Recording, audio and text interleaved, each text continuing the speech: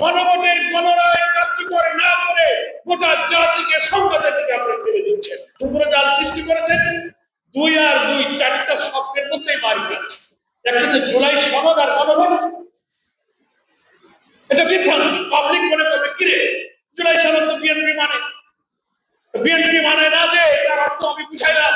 ওনারা মানে অর্থ হলো সংবিধান পরিবর্তনে ঐক্যমত্য কমিশনের 12 থেকে 14টা গুরুত্বপূর্ণ বিষয় বাদ দিয়ে হয়েছে ওনারা মানতে চান, যাতে রাষ্ট্র ব্যবস্থার কোনো সংস্কার হবে না। তাই যদি হতো আন্তরিকতা থাকতো তাহলে ওনারা বলতেন ঠিক আছে এই জুলাই সনদের ভিত্তিতেই তো গণভোটটা হয়েছে। আপনাদের জুলাই সনদে নোট অফ ডিসেন্ট ছিল, কিন্তু গণভোটে 4টা প্রশ্নে আমরা যে হ্যাঁ বলেছি ওখানে কোনো নোট অফ ডিসেন্ট ছিল না। আপনারা গণভোটে ভোট দিয়েছেন না হাতে, ওখানে লেখা আছে কি কি সাংবিধানিক পরিবর্তন হবে। ওখানে কে আমরা জামাত ইসলামী বিএনপি 33টি দলের অনেকেই অনেক নোট অফ ডিসেন্ট দিয়েছে, কিন্তু গণভোটের ব্যালটে প্রশ্নে কোন দলের কোন নোট অফ ডিসেন্টকে স্থান দেওয়া হয়নি। ঐক্যমত্য কমিশনের যা যা চূড়ান্ত সংস্কার আমরা একমত হয়েছি পুরাটাই ওখানে রাখা হয়েছে, সেখানেই 5 কোটি মানুষ হাতে ভোট দিয়েছে। কথাটা বুঝে আসছে? তাহলে গণভোটের নোট অফ ডিসেন্ট আছে।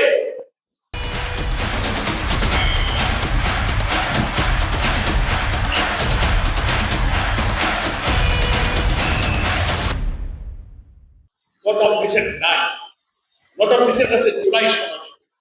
নোট অফ ডিসেন্ট কোথায় আছে ভালো করে বুঝতে হবে। জুলাই সনদে নোট অফ ডিসেন্ট আছে, কিন্তু গণভোটের মধ্যে আমরা যেখানে ভোট দিয়েছি ওখানে উইদাউট নোট অফ ডিসেন্ট 84টি বিষয়ে 5 কোটি মানুষ ভাগ হয়েছে। সেই জন্য জুলাই সনদ মানবো এই কথা বলে শুভঙ্করের ফাঁকি, উনাদের ইচ্ছা মতো করবেন, কিন্তু একবারও বলেন না যে ওই গণভোটের গণরায় না।